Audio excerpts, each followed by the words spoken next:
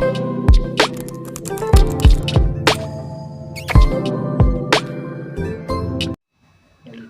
Friends, mind booster channel में आप सभी का स्वागत और अभिनंदन।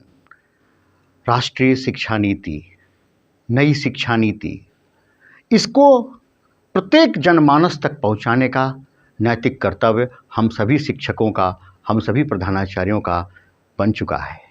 विद्या भारती इसी निमित्त जो है एक सामान्य ज्ञान प्रतियोगिता लेकर के आई है, जिसमें कि बुकलेट में 1000 क्वेश्चन हैं और उस क्वेश्चन को जो है पढ़ना है, पढ़ने के बाद उसको आत्मसात करना है। और साथ में यह जो प्रतियोगिता है वो बच्चों के साथ साथ शिक्षकों की भी, आचार्यों की भी होगी, टीचर्स की भी होगी। और ये सभी जनमानस को यह आवश्यक है कि नई शिक्षा नीति क्या है, किस तरीके से उसमें परिवेश है, क्या क्या स्टेप्स हैं, क्या क्या उसके अंदर गूढ़ रहस्य छुपे हुए हैं, इनको प्रश्न उत्तर के माध्यम से व्यवस्थित किया गया है एक पुस्तिका के माध्यम से। उसी पुस्तिका को हम वीडियो फॉर्म में ले जाने के लिए हम प्रयत्न कर रहे हैं। इसमें 1000 प्रश्न हैं और इस प्रश्न को हम आप पढ़ेंगे, समझेंगे और देखेंगे।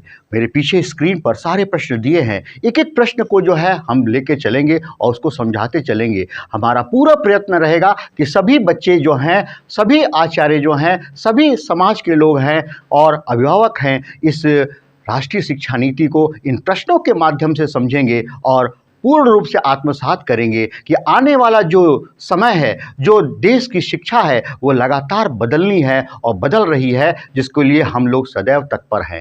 तो आज हम प्रारंभ करते हैं इस प्रश्नमाला को, जो कि 1000 प्रश्नों की प्रश्नमाला है। हो सकता है कि इस वीडियो की पार्ट बनानी पड़े, तो आप इसके पार्ट 1, पार्ट 2 को, पार्ट 3 को देखेंगे और उसको आत्मसात करेंगे। मेरा एक निवेदन, सभी से करबद्ध प्रार्थना कि यदि आपने इस चैनल को अभी तक सब्सक्राइब नहीं किया है, रेड रंग का बटन होगा, उस बटन को दबाइए और ऑल पर टिक कर दीजिए, जिससे कि जो भी हमारे इस चैनल पर वीडियो अपलोड की जाएगी, सबसे पहले आपको पास उसका नोटिफिकेशन जाएगा और आप उसको देख सकते हैं। यह चैनल पूर्ण रूप से विद्या भारती को समर्पित है। मैं डॉक्टर सूर्य प्रकाश, प्रधानाचार्य, सरस्वती विद्या मंदिर, सीनियर सेकेंडरी स्कूल, खैर मार्ग, अलीगढ़।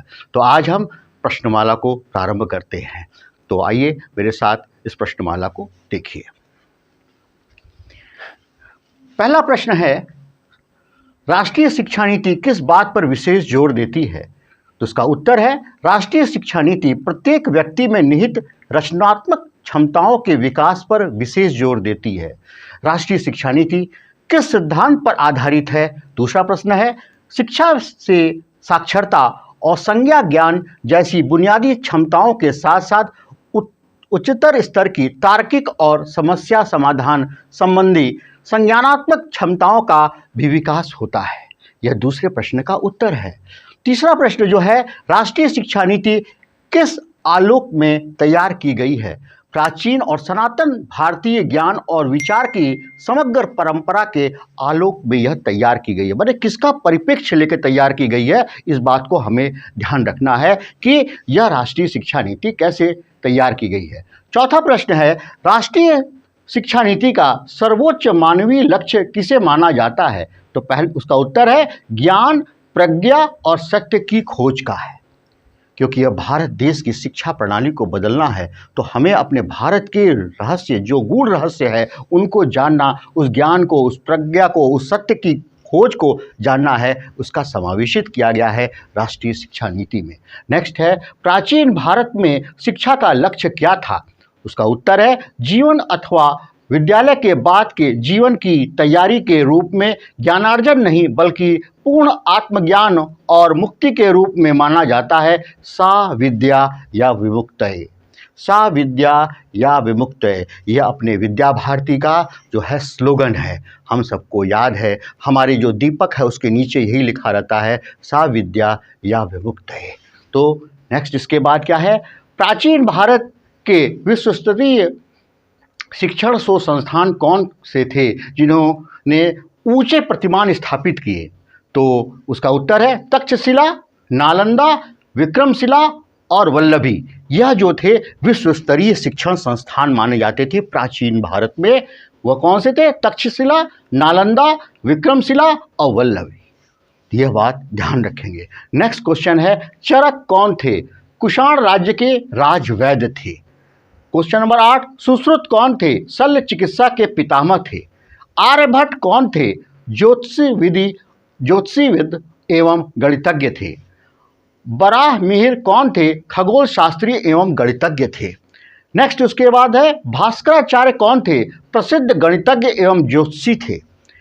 चाणक्य कौन थे? महान कूटनीतिज्ञ विद्वान चंद्रगुप्त मौर्य के महामंत्री थे।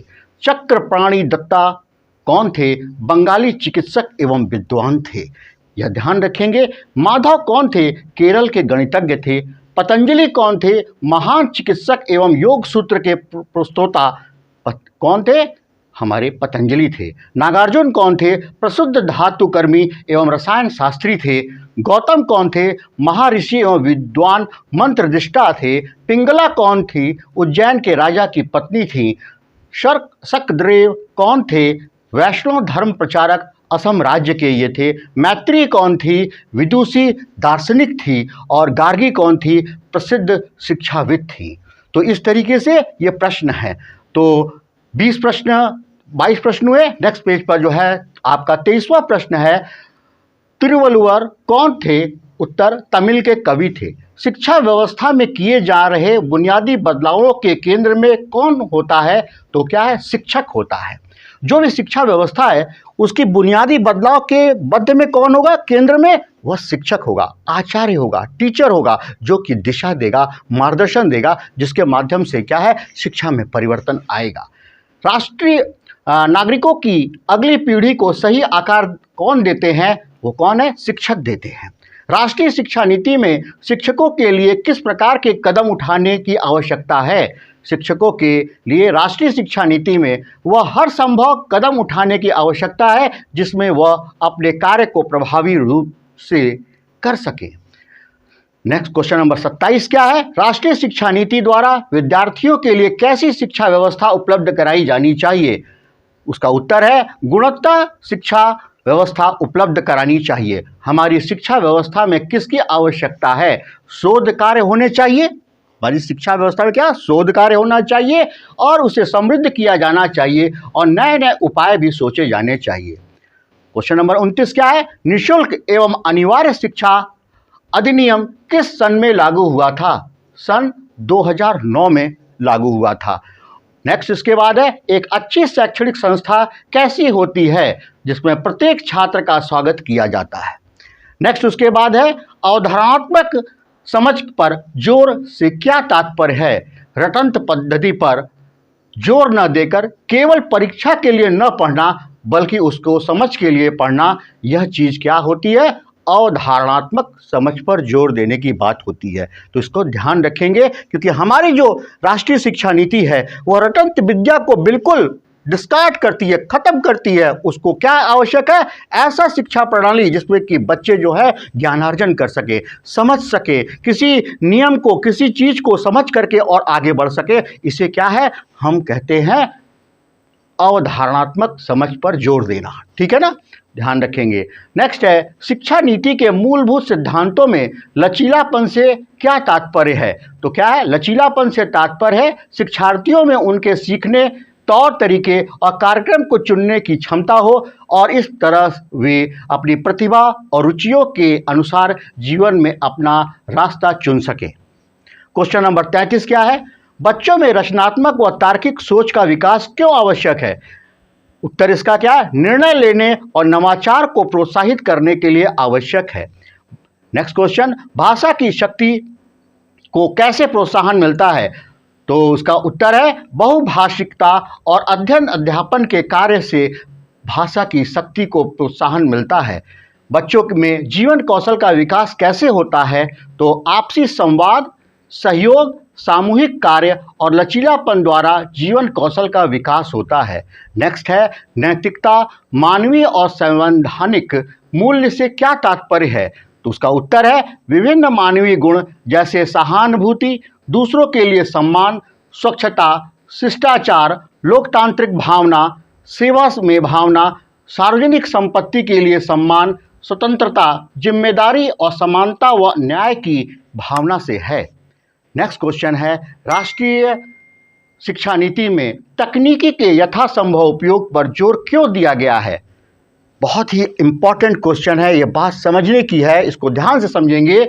अध्ययन अध्यापन कार्य में भाषा संबंधी बाधाओं को दूर करने में, दिव्यांग बच्चों के लिए शिक्षा को सुलभ बनाने में, प्रबंधन आदि में बहुत ही आवश्यक है। बात समझ में आ रही है कि जो हमारी अध्ययन अध्यापन का कार्य है वह क्या है, सभी बाधाओं को दूर करना। किसके लिए? दिव्यांग बच्चों के लिए, जो अपाहिज हैं, जो क्या है किसी अंग प्रत्यंग से कहता है विहीन है, उनके लिए भी शिक्षा का व्यवस्था हो, वह भी क्या है अपने शिक्षा को आगे बढ़ा सके, यह प्रयत्न होना चाहिए। नेक्स्ट इसके बाद है क्वेश्चन नंबर 38 है, शिक्षक और संकाय को सीखने की प्रक्रिया का केंद्र क्यों माना जाता है?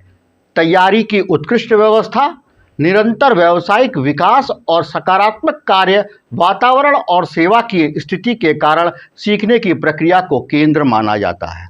क्लियर हो गई बात? समझ गए? नेक्स्ट क्या है 39 प्रश्न क्या है, प्रत्येक बच्चे का मौलिक अधिकार क्या होना चाहिए? गुणवत्तापूर्ण शिक्षा तक पहुंचना। राष्ट्रीय शिक्षा नीति का क्या विजन है?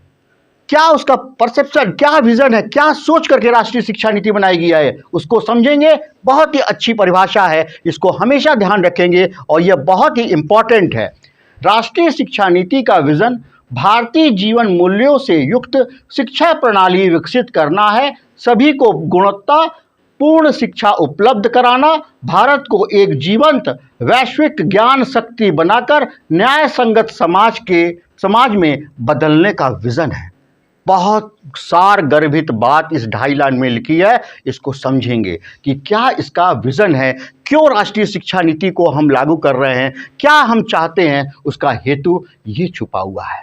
नेक्स्ट है क्वेश्चन नंबर 41, राष्ट्रीय शिक्षा नीति 2020 किस संरचना पर आधारित है? तो राष्ट्रीय शिक्षा नीति 2020 5+3+3+4 पर की संरचना पर आधारित है। मतलब 5 क्या मतलब हुआ? Nursery, LKG, UKG, first, second, ये 5 हो गया। फिर उसके बाद थर्ड, फोर्थ, फिफ्थ, फिर 6, 7, 8, फिर 9, 10, 11, 12, ये क्या है सिस्टम? 5+3+3+4 की संरचना कही जाती है। अब इसके बाद क्या है, 0 से 3 वर्ष तक के बच्चे किस पाठ्यक्रम के अंतर्गत अध्ययन करेंगे? तो 0 से 8 वर्ष तक के बच्चे जो हैं फंडामेंटल एजुकेशन ग्रुप के अंतर्गत अध्ययन करते हैं। 8 से 11 वर्ष के बच्चे किस ग्रुप के अंतर्गत अध्ययन करते हैं? 8 से 11 वर्ष के बच्चे प्राइमरी पाठ्यक्रम ढांचा के अंतर्गत अध्ययन करते हैं। आयु वर्ग से 11 वर्ष के बच्चे किस पाठ्यक्रम ढांचा के अंतर्गत अध्ययन करते हैं? आयु वर्ग 11 से 14 वर्ष के बच्चे मिडिल पाठ्यक्रम ढांचा के अंतर्गत अध्ययन करेंगे। मतलब क्या हुआ? 6, 7, 8 को कितना पढ़ेंगे। और उसके बाद क्या, 6 वर्ष की उम्र तक के बच्चे के मस्तिष्क का कितना विकास हो जाता है? तो याद रखेंगे 6 वर्ष के बच्चे का जो मस्तिष्क का विकास है वह 85% हो जाता है। 85% जो है उसका मस्तिष्क विकसित हो जाता है। नेक्स्ट क्वेश्चन है, बच्चों के मस्तिष्क के उचित विकास एवं शारीरिक वृद्धि को सुनिश्चित करने के लिए किस को महत्वपूर्ण माना जाता है? तो याद रखेंगे 3 से 8 वर्ष के बच्चों को महत्वपूर्ण माना जाता है। ECCE early child care education किस संदर्भ में सबसे शक्तिशाली माध्यम हो सकता है? तो उसका उत्तर है बाल क्षमता स्थापित करने में। नेक्स्ट उसके बाद क्या है, क्वेश्चन नंबर 48 है, सीखने की नींव किस उम्र को कहा जाता है? प्रारंभिक बाल्यावस्था को कहा जाता है। क्लियर हो गई बात? नेक्स्ट उसके बाद है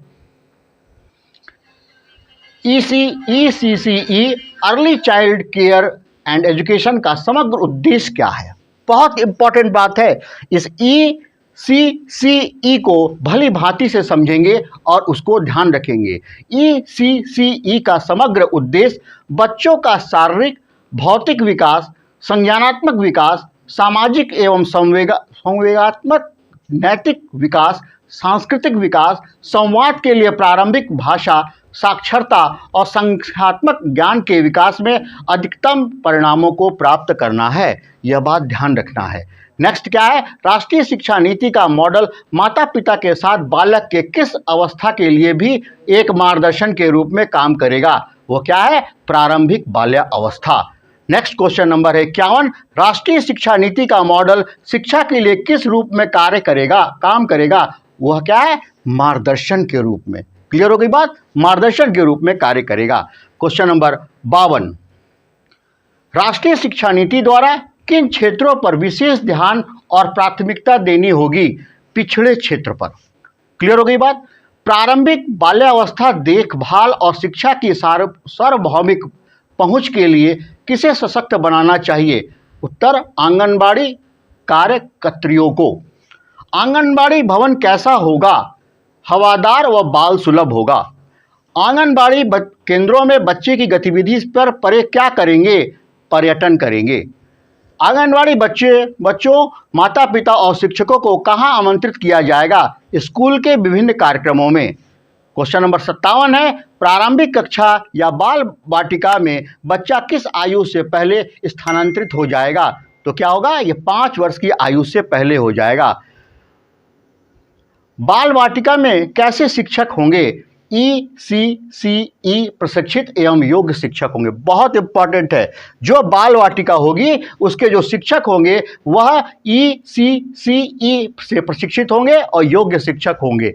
नेक्स्ट है 59वां क्वेश्चन है, ECCE में सीखना किस पर आधारित होना चाहिए? तो क्या है? खेल आधारित शिक्षा पर।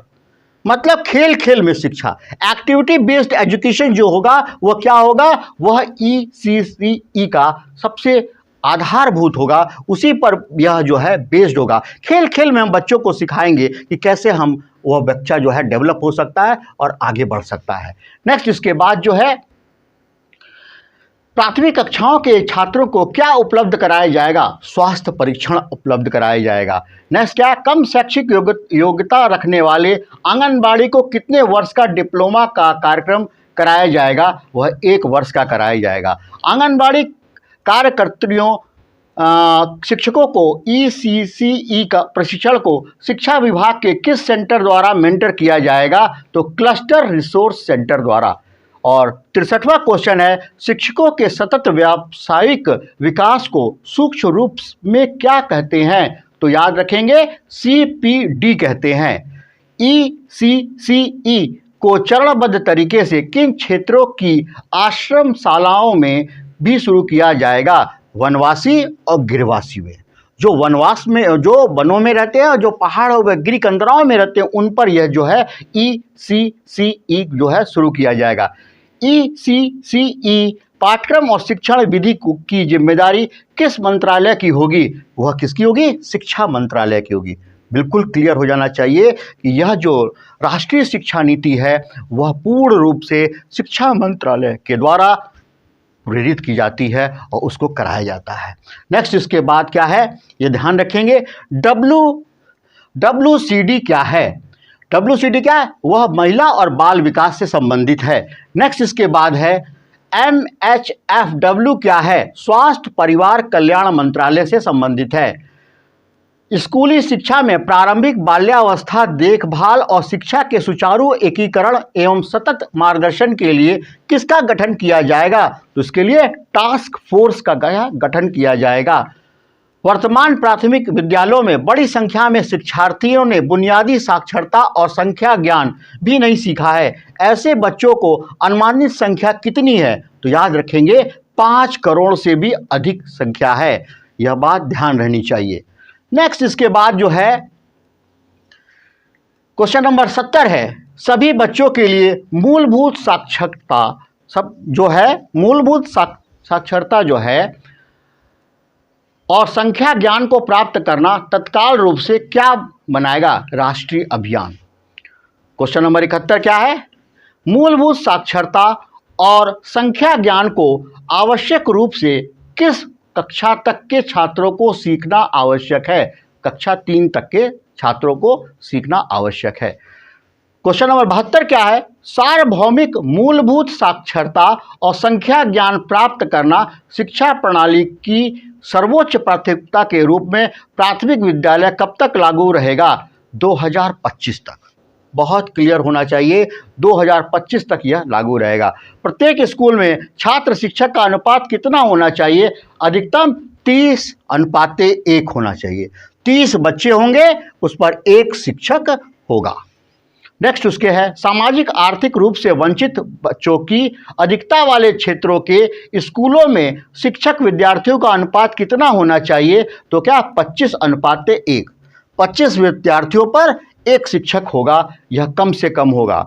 बुनियादी साक्षरता और संख्या ज्ञान पर अतिरिक्त ध्यान किसके तहत दिया जाएगा? तो क्या है, पाठचर्या के द्वारा दिया जाएगा। क्वेश्चन नंबर 76 क्या है, मूलभूत साक्षरता और संख्या ज्ञान पर नए सिरे से जोर देने के लिए शिक्षक शिक्षा के अतिरिक्त और किस नए सिरे से डिजाइन किया जाएगा? उत्तर, प्रारंभिक ग्रेड पाठ्यचर्या से।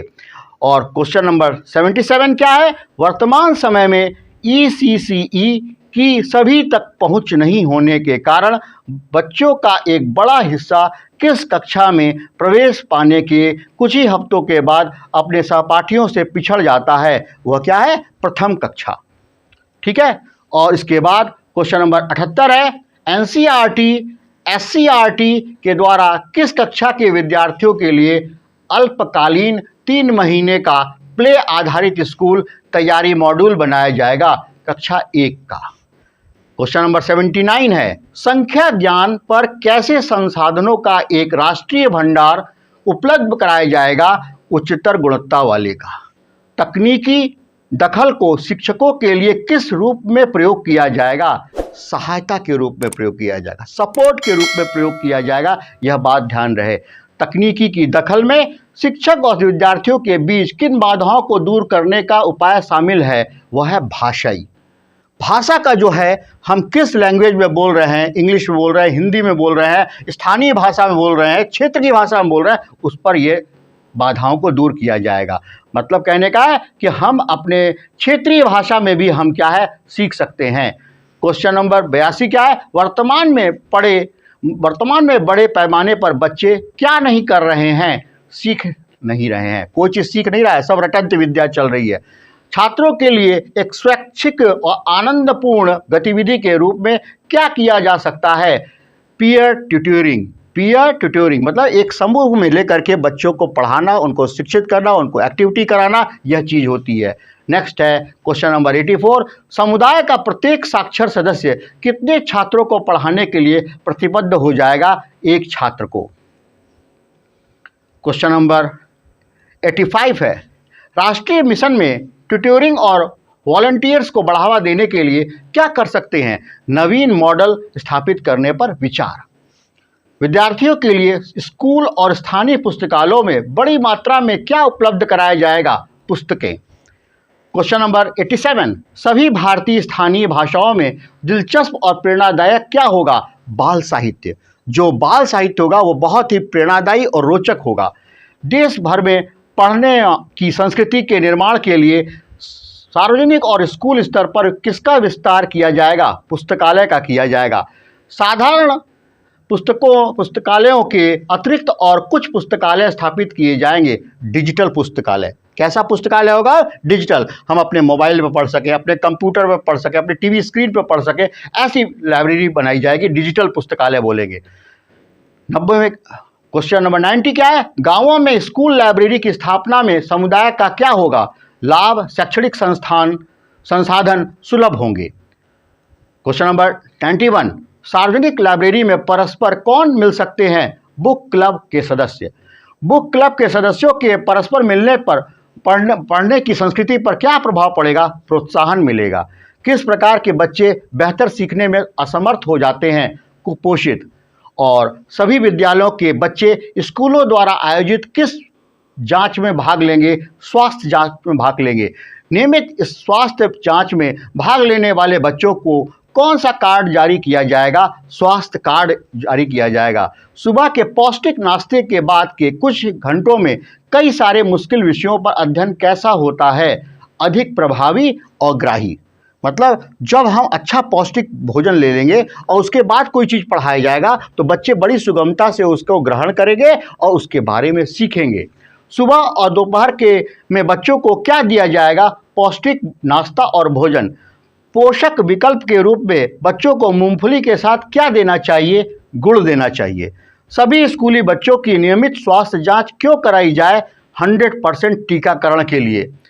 स्कूली शिक्षा प्रणाली के लिए प्राथमिक लक्ष्यों से हमें स्कूल स्तर पर बच्चों के लिए क्या सुनिश्चित करना चाहिए। नामांकन सुरक्षित करना चाहिए कि बच्चे का नामांकन पूर्ण हो जाए, और सर्व शिक्षा अभियान और शिक्षा का अधिकार अधिनियम जैसे पहल माध्यम में हाल के वर्षों में किस स्तर की शिक्षा में भारत प्रगति की है, वो प्राथमिक शिक्षा में प्रगति की है। कक्षा 6ठी से 8वीं का GER कितने प्रतिशत है? 90.9% है। तो इस चीज़ को ध्यान रखेंगे। यह 102 प्रश्नों की श्रृंखला मैंने आपको यहाँ पर समझाया है, बताया है। इसको आत्मसात करें और इसके बारे में पढ़ें। इस वीडियो को बार बार देखेंगे तो क्या होगा, आपको और सुगमता रहेगी। और मेरा केवल उन लोगों से अनुरोध है जो कि हमारे चैनल पर आज नए आए हैं, वो जरूर चैनल को सब्सक्राइब करेंगे, क्योंकि इस पुस्तक माला की जो सीरीज़ है ये पार्ट 1 था, इसके बाद पार्ट 2 होगा, फिर पार्ट 3 होगा। इस तरीके से 3 या 4 भागों में यह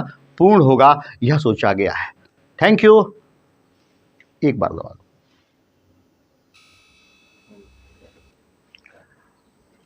क्वेश्चन नंबर 103 है, कक्षा 9 और 10 का GER कितने प्रतिशत है? तो यह क्या है? 79.3% है। क्वेश्चन नंबर 4 जो है वह कक्षा 11 और 12 का GER कितने प्रतिशत है? 56.5% है। क्वेश्चन नंबर 5, NSSO का 75वां राउंड हाउस होल्ड सर्वे कब हुआ था? तो 2017-18 में हुआ था। NSSO के 75वें राउंड हाउस होल्ड सर्वे के अनुसार 6 से 7 वर्ष के बीच की उम्र के विद्यालय न जाने वाले बच्चों की संख्या कितनी है? 3.22 करोड़। क्वेश्चन नंबर 7, भारत ने 2030 तक प्री स्कूल में से माध्यमिक स्तर तक कितने प्रतिशत नामांकन प्राप्त करने का लक्ष्य निर्धारित किया है? तो उसका उत्तर है 100%, 100% लक्ष्य इसका रखा गया है। क्वेश्चन नंबर 8, पूर्व प्राथमिक से कक्षा 12 तक की शिक्षा किस प्रकार की शिक्षा पर आधारित होगी? व्यावसायिक शिक्षा पर। क्वेश्चन नंबर 9, बच्चों के विद्यालय में वापसी और आगे के बच्चों को ड्रॉप आउट होने से रोकने के लिए कितनी पहल की जाएगी? उसकी है 2 पहल की जाएगी। सरकारी स्कूलों के प्रतिजन समुदाय के मन में क्या स्थापित किया जाएगा? उसका उत्तर है विश्वसनीयता स्थापित किया जाएगा। क्वेश्चन नंबर 11, विशेषकर किन छात्रावासों तक सुरक्षित और व्यवहारिक पहुंच प्रदान की जाएगी? बालिका छात्रावास तक। नेक्स्ट है, प्रवासी मजदूरों के बच्चों को और विविध परिस्थितियों में स्कूल छोड़ने वाले बच्चों को मुख्य धारा शिक्षा में वापस लाने के लिए किसकी स्थापना होगी? नवीन शिक्षा केंद्र की।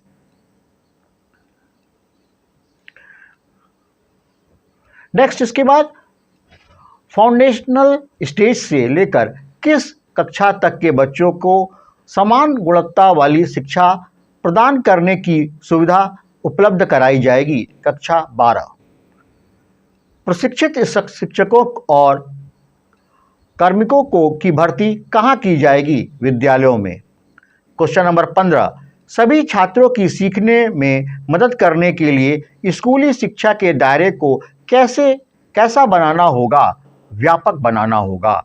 क्वेश्चन नंबर 16, भारत के उन युवाओं के लिए जो किसी संस्थान में नियमित रूप से अध्ययन नहीं कर सकते हैं, कैसे स्कूल खोले जाएंगे? वो क्या है? NIOS। क्वेश्चन नंबर 17, NIOS की A, B और C स्तर की शिक्षा औपचारिक स्कूल प्रणाली की किस कक्षा के बराबर है? कक्षा 3, 5 और 8 के बराबर है। माध्यमिक शिक्षा का कार्यक्रम किस कक्षा से संबंधित है? 10वीं और 12वीं। शिक्षा के मॉडल वैकल्पिक मॉडल बनाने की अनुमति देने के लिए स्कूल के निर्माण संबंधी नियमों को कैसा बनाया जाएगा? हल्का बनाया जाएगा।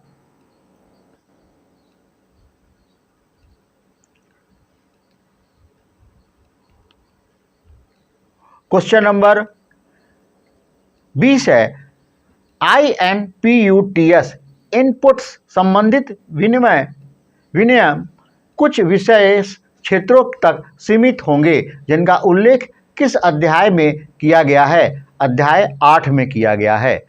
इनपुट संबंधित विनियम कैसे क्षेत्रों तक सीमित होंगे? विशेष क्षेत्रों तक सीमित होंगे। क्वेश्चन नंबर 22, बच्चों के अधिगम में सुधार के लिए समुदाय से स्वयंसेवी प्रयासों को प्रोत्साहित करने के साथ साथ और किसे प्रोत्साहित किया जाएगा? भूतपूर्व विद्यार्थियों को।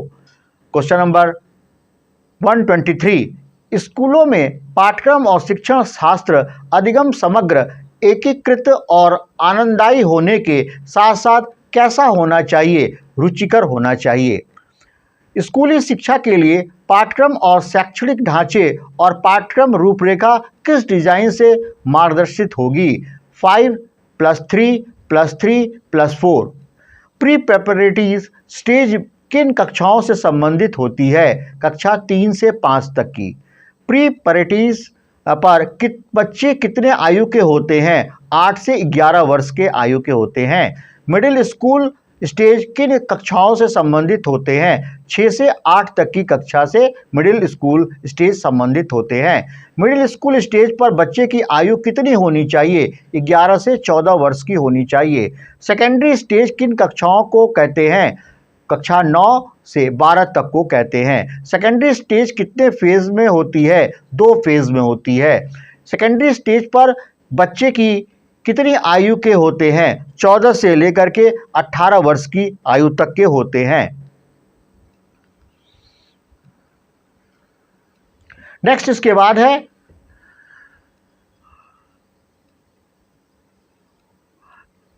प्रिपरेटरी स्टेज कितने वर्ष की होगी? 3 वर्ष की होगी। मिडिल स्टेज कितने वर्ष की शिक्षा होगी? 3 वर्ष की होगी। मिडिल स्टेज पर कैसे शिक्षकों द्वारा विषय की अमूर्त अवधारणाओं पर कार्य शुरू होगा? विषय विशेषज्ञ के रूप में। 4 साल के बहुविषयक अध्ययन किस स्टेज में शामिल होंगे? सेकेंडरी स्टेज में शामिल होंगे। क्वेश्चन नंबर 138, व्यावसायिक कोर्स के इच्छुक विद्यार्थियों के लिए किस ग्रेड के बाद कोर्स के चुनाव के विकल्प होंगे? ग्रेड 10 के बाद। शिक्षा प्रणाली की पुरानी प्रथा क्या है? रटना। 139 क्वेश्चन बहुत इंपॉर्टेंट है। शिक्षा प्रणाली की पुरानी प्रथा क्या है? वह है रटना। शिक्षा का उद्देश्य केवल ज्ञानात्मक संज्ञानात्मक न होकर क्या है? चरित्र का निर्माण होना है। क्वेश्चन नंबर 141, सभी स्तरों पर पाठचर्या और शिक्षा विधि का केंद्र बिंदु उद्देश्य लक्ष्य क्या है? वास्तविक समझ और ज्ञान की ओर ले जाना।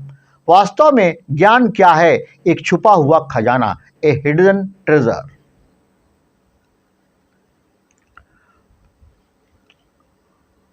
क्वेश्चन नंबर 143, ज्ञान प्राप्त करने में कौन मदद करता है?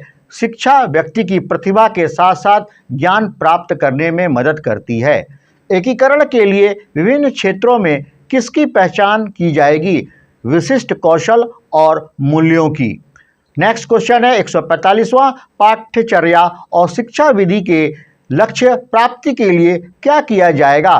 पाठ्यचर्या शिक्षा विधि को पुनः तैयार किया जाएगा। शिक्षण कौशल की पहचान कौन करेगा? उसका उत्तर है NCERT करेगा। क्वेश्चन नंबर 147, अनिवार्य अधिगम और आलोचनात्मक चिंतन को बढ़ाने के लिए पाठ्यक्रम में क्या परिवर्तन होगा? पाठ्यक्रम की विषय वस्तु को प्रत्येक विषय में कम करके इसे बेहद बुनियादी चीज़ों पर केंद्रित किया जाएगा। क्वेश्चन नंबर 148, पाठ्यक्रम की विषय वस्तु अब किस पर केंद्रित होगी? मुख्य अवधारणाओं, विचारों, अनुप्रयोगों और समस्या समाधान पर। शिक्षण और सीखना कैसे संचालित होगा? शिक्षण और सीखना अधिक संवादात्मक तरीके से संचालित होगा। क्वेश्चन नंबर 150, गहन और प्रायोगिक सीख सुनिश्चित करने के लिए कौन से प्रयास किए जाएंगे? प्रश्न पूछने को प्रोत्साहित किया जाएगा। कक्षाओं में नियमित रूप से अधिक रुचिकर, रचनात्मक, सहयोगात्मक, खोजपूर्ण गतिविधियां होंगी ताकि गहन और प्रायोगिक सीख सुनिश्चित की जा सके। क्वेश्चन नंबर 51, शिक्षा के सभी चरणों में किस प्रकार के अधिगम को अपनाया जाएगा? प्रयोग आधारित अधिगम को। क्वेश्चन नंबर 152, किस प्रकार के शिक्षण शास्त्र को मानक शिक्षण शास्त्र के तौर पर देखा जाएगा? कहानी आधारित शिक्षण शास्त्र को प्रत्येक विषय में एक मानक शिक्षक शास्त्र के रूप में देखा जाएगा। क्वेश्चन नंबर 153, वर्तमान अधिगम प्रतिमान और वांछनीय अधिगम परिणामों के बीच खाई को पाटने के लिए क्या परिवर्तन होंगे? क्वेश्चन उसका उत्तर है वर्तमान अधिगम प्रतिमान और वांछनीय अधिगम परिणामों के बीच को पाटने के लिए कुछ विषयों में कक्षीय प्रक्रियाओं में परिवर्तन करना होगा। कला समन्वय आर्ट इंटीग्रेशन क्या है? बहुत ही इंपॉर्टेंट क्वेश्चन है। कला समन्वय एक क्रॉस करिकुलम शैक्षिक दृष्टिकोण है जिसमें विविध विषयों की अवधारणाओं के अधिगम आधार के रूप में कला और संस्कृति के विभिन्न अवयवों को उपयोग किया जाता है। यह ध्यान रहे कि इस बार सीबीएसई ने भी आर्ट इंटीग्रेशन पर बहुत बल दिया है और सभी कक्षा में एक पीरियड जो है वह सप्ताह में 2 पीरियड जो है आर्ट इंटीग्रेशन पर लगाने पर बल देना शुरू कर दिया है।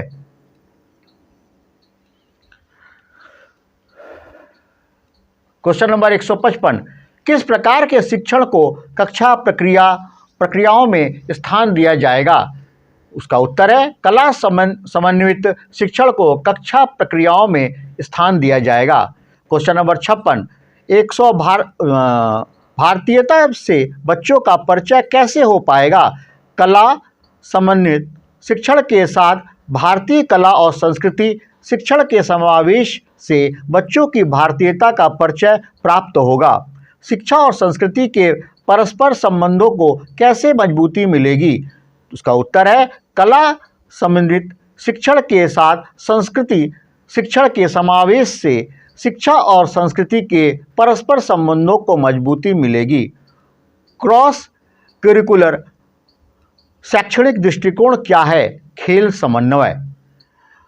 क्वेश्चन नंबर 159, खेलों सहित विविध शारीरिक गतिविधियों का शिक्षण प्रतिक्रियाओं में उपयोग किस शैक्षणिक दृष्टिकोण से के तहत किया जाता है? खेल समन्वय एक क्रॉस करिकुलर शैक्षणिक दृष्टिकोण है जिसके तहत स्थानीय खेलों और सहित विविध शारीरिक गतिविधियों का शिक्षण प्रतिक्रियाओं में उपयोग किया जाता है।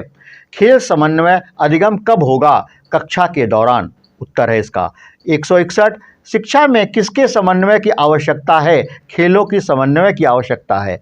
कोई 162 क्वेश्चन क्या है? शिक्षण में खेलों के समन्वय से छात्रों को क्या लाभ होगा? तो उसका उत्तर है छात्रों का शारीरिक और मनोवैज्ञानिक विकास होगा। विद्यार्थियों को विषयों के चुनाव के विकल्प क्यों दिए जाएंगे?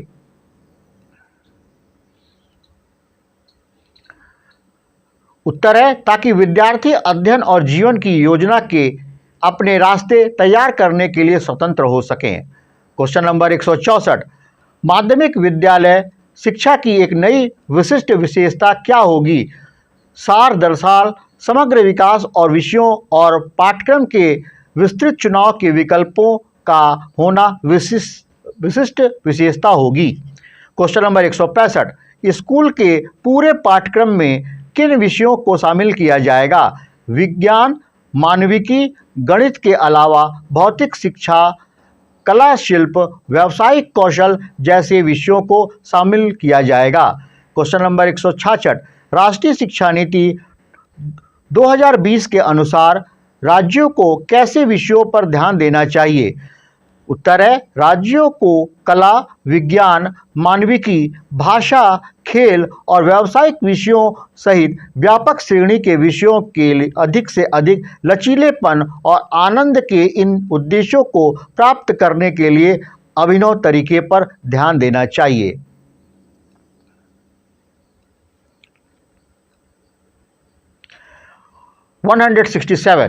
शिक्षा के अधिक लचीलेपन कैसे सुनिश्चित किए जा सकते हैं? तो उसका उत्तर है एक सेमेस्टर या अन्य प्रणाली की ओर बढ़ने पर विचार किया जाए और छोटे मॉड्यूल को शामिल करने की अनुमति देता है, तभी शिक्षा के अधिक लचीलेपन को सुनिश्चित किया जा सकता है। छोटे बच्चे किस भाषा में लिखी हुई अवधारणाओं को अधिक तेजी से सीखते हैं? तो इसका उत्तर है मातृभाषा में। घर की भाषा से क्या तात्पर्य है? घर की भाषा आमतौर पर मातृभाषा या स्थानीय समुदायों में बोली जाने वाली भाषा है। नेक्स्ट 170वां क्वेश्चन है, एक ही परिवार में दो या अधिक भाषा कैसे हो सकती है? कई बार बहुभाषी परिवार होते हैं जिनमें परिवार के अन्य सदस्यों द्वारा बोले जाने वाली भाषाएं घरेलू भाषा हो सकती हैं। कम से कम किस ग्रेड तक मातृभाषा शिक्षा माध्यम होनी चाहिए? जहां तक संभव हो कम से कम ग्रेड 8 और उससे आगे तक की शिक्षा का माध्यम मातृभाषा होनी चाहिए। मातृभाषा में शिक्षा का अनुपालन कौन से विद्यालय करेंगे? सार्वजनिक और निजी दोनों तरह के स्कूल इसका अनुपालन करेंगे।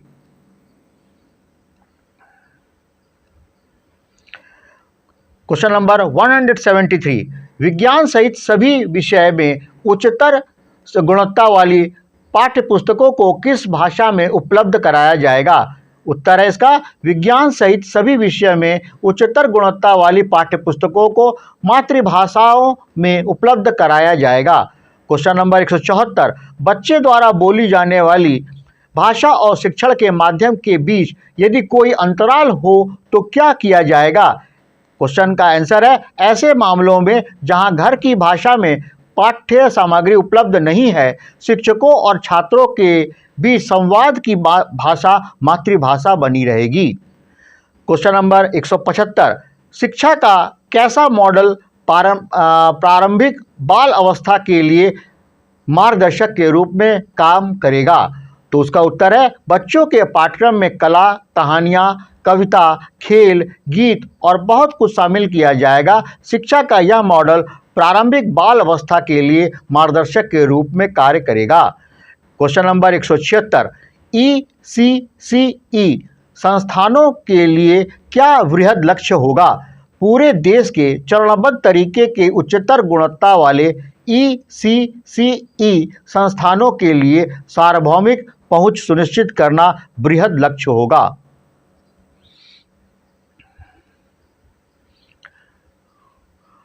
कौन से जिलों पर विशेष ध्यान प्राथमिकता देनी होगी? क्वेश्चन नंबर 176 है, तो उसका उत्तर है, पिछड़े जिलों और उन क्षेत्रों पर विशेष ध्यान और प्राथमिकता देनी होगी जो सामाजिक और आर्थिक रूप से पिछड़े हैं। क्वेश्चन नंबर 178, ECCE संस्थानों द्वारा ECCE प्रणाली को लागू किया जाएगा? तो उसका उत्तर है, विस्तृत और सशक्त ECCE संस्थानों द्वारा ECCE प्रणाली को लागू किया जाएगा। क्वेश्चन नंबर 179, प्रारंभिक बाल्यावस्था की देखभाल और शिक्षा की सार्वभौमिक पहुंच के लिए क्या किया जाएगा? तो उसका उत्तर है, आंगनबाड़ी केंद्रों को उच्चतर गुणवत्ता के बुनियादी ढांचे, खेलने के उपकरण और पूर्ण रूप से प्रशिक्षित कार्यकर्त्रियों के साथ सशक्त बनाया जाएगा।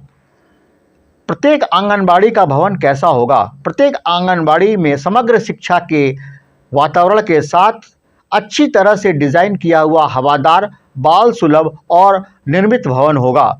आंगनबाड़ी केंद्रों में प्राथमिक स्कूलों में संक्रमण को सुचारू कैसे बनाया जा सकेगा? आंगनबाड़ी केंद्रों में बच्चे की गतिविधि से भरे पर्यटन करेंगे और अपने स्थानीय प्राथमिक स्कूलों के शिक्षकों और छात्रों से मिलेंगे ताकि आंगनबाड़ी केंद्रों में प्राथमिक स्कूलों में संक्रमण को सुचारू रूप से बनाया जा सके। आंगनबाड़ी बच्चों, माता पिता, शिक्षकों को कहाँ आमंत्रित किया जाएगा?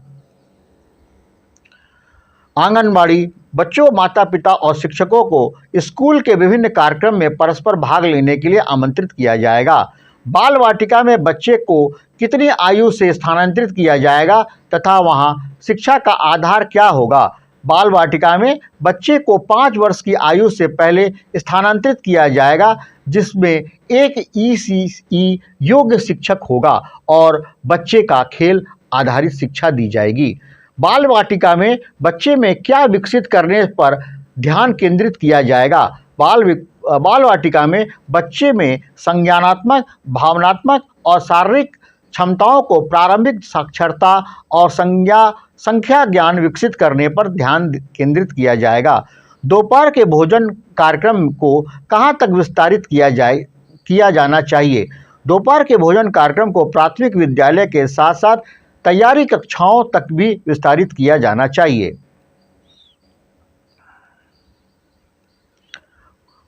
क्वेश्चन नंबर 186, दीर्घावधि में राज्य सरकारों को आरंभिक बाल्यावस्था में देखभाल और शिक्षा के लिए क्या करना चाहिए? दीर्घावधि में राज्य सरकारों को चरण विशेष और व्यावसायिक प्रशिक्षण, मार्गदर्शन की व्यवस्था और कैरियर मैपिंग के जरिए आरंभिक बाल्यावस्था में देखभाल और शिक्षा के लिए व्यावसायिक रूप से योग्य शिक्षकों के कैलेंडरों को तैयार करना चाहिए। क्वेश्चन नंबर 187, प्रारंभिक बाल्यावस्था देखभाल और शिक्षा पाठ्यक्रम की योजना और क्रियान्वयन किन मंत्रालयों द्वारा संयुक्त रूप से किया जाएगा? उसका उत्तर है शिक्षा मंत्रालय, महिला और बाल विकास मंत्रालय, स्वास्थ्य और परिवार कल्याण मंत्रालय और जनजातीय कार्य मंत्रालय द्वारा संयुक्त रूप से किया जाएगा। नेक्स्ट क्वेश्चन 188, छात्रों की कौन सी क्षमता जीवन भर सीखते रहने की बुनियाद रखती है? सभी विद्यालयों के छात्रों द्वारा पढ़ने और लिखने और संख्याओं के साथ कुछ बुनियादी संक्रियाएं करने की क्षमता आगे की स्कूली शिक्षा में और जीवन भर सीखते रहने की बुनियाद रखती हैं। यह भविष्य में सीखने की एक पूर्व शर्त भी है। क्वेश्चन नंबर 189, सरकारी तथा गैर सरकारी सर्वेक्षणों में इसमें क्या संकेत मिलता है? उसका उत्तर है विभिन्न सरकारी और गैर सरकारी सर्वेक्षणों में यह संकेत मिलता है कि हम वर्तमान में सीखने की एक गंभीर समस्या से जूझ रहे हैं। क्वेश्चन नंबर 190, बच्चों का एक बड़ा हिस्सा प्रथम कक्षा में प्रवेश पाने के कुछ ही हफ्तों बाद अपने सहपाठियों से क्यों पिछड़ जाता है? वर्तमान समय में ECCE की सभी तक पहुंचने न होने के कारण बच्चों का एक बड़ा हिस्सा प्रथम कक्षा में प्रवेश पाने के कुछ ही हफ्तों के बाद अपने सहपाठियों से पिछड़ जाता है। इसलिए NCERT और SCERT के द्वारा कक्षा 1 के विद्यार्थियों के लिए अल्पकालीन 3 महीने का प्ले आधारित स्कूल तैयारी मॉड्यूल बनाया जाएगा। प्राचीन भारत का ज्ञान और उसका योगदान शामिल होगा। किसमें? भारत ज्ञान में। छात्र को सांस्कृतिक आदान प्रदान कैसे किया जाएगा? विभिन्न राज्यों का दौरा करा करके। क्वेश्चन नंबर 193, विभिन्न टॉपिक्स और विषयों को सीखने के लिए क्या किया जाएगा? प्रतियोगिताएं आयोजित की जाएंगी। भारतीय ज्ञान प्रणाली को छात्रों तक कैसे पहुंचाएंगे? पारंपरिक तरीकों के द्वारा। छात्रों के लिए विशिष्ट पाठ्यक्रम क्या होगा? वन प्रबंधन, औषधीय प्रथा। और नेक्स्ट 196 क्वेश्चन है, बच्चों को वर्ष भर बस्ता रहित दिन किस उद्देश्य से दिए जाएंगे? बच्चे स्कूल से बाहर जाकर स्थानीय कलाकारों, शिल्पकारों से मिलें ताकि उनकी पढ़ाई को और भी एक्सपोजर मिल सके। नेक्स्ट इसके बाद है 198, भारत का भविष्य आकांक्षाओं को कैसे स्पष्ट करेंगे? तो शिक्षा, स्वास्थ्य और पर्यावरण। क्वेश्चन नंबर 199, विद्यार्थियों को कम उम्र में क्या सिखाया जाएगा? सही तरीके का महत्व।